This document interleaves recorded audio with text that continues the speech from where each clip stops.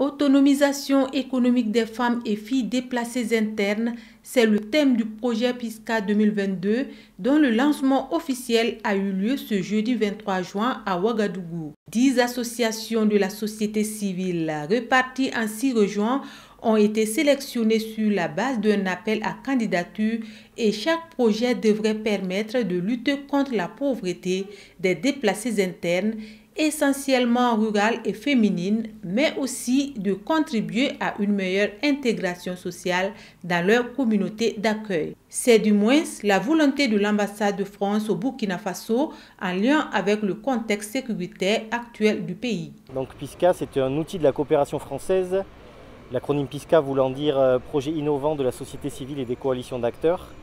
Donc c'est un terme générique, ce qui est important à retenir ici, c'est un programme de l'ambassade de France qui est destiné à soutenir des organisations de la société civile pour qu'elles viennent en aide aux populations féminines, jeunes filles et femmes, des personnes déplacées internes, afin qu'elles puissent leur administrer des formations pour que ces personnes puissent obtenir des compétences, afin qu'elles puissent mettre en place des activités génératrices de revenus et ne plus dépendre exclusivement de l'aide alimentaire pour leur subsistance et leur prise en charge.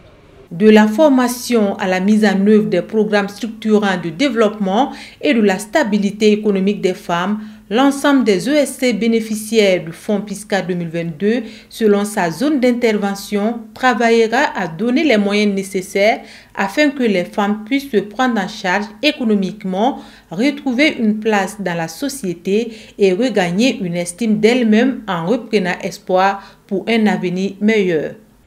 Nous nous engageons avec les fonds qui ont été mis à notre disposition, à travailler aux côtés des femmes déplacées et filles déplacées pour l'atteinte des objectifs que nous nous sommes fixés.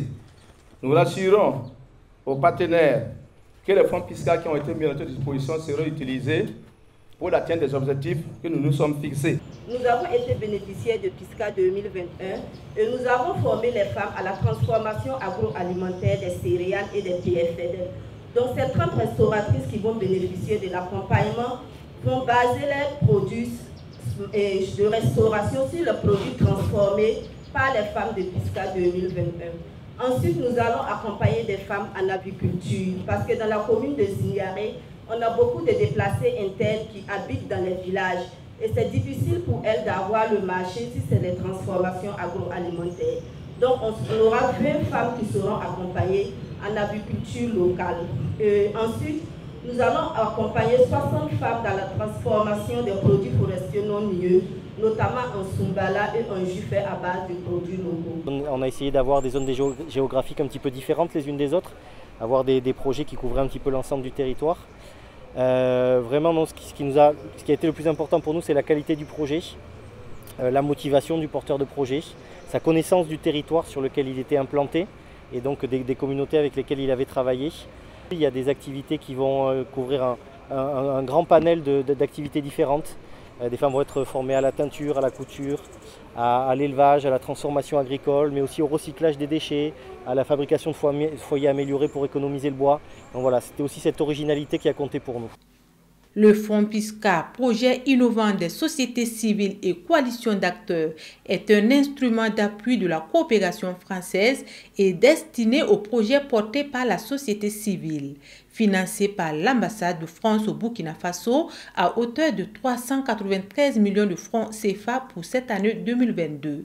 Il va permettre à terme de lutter contre la pauvreté et de satisfaire les besoins de plus de 900 personnes, femmes et filles les plus vulnérables.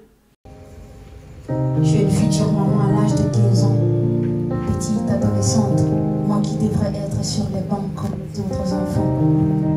Tout le monde me pointe du doigt, regarde-moi cette fille, oui cette fille de joie. Mais personne ne connaît la véritable histoire. Cette graine qui pousse en moi n'est pas celle de mon petit ami Aboubacar.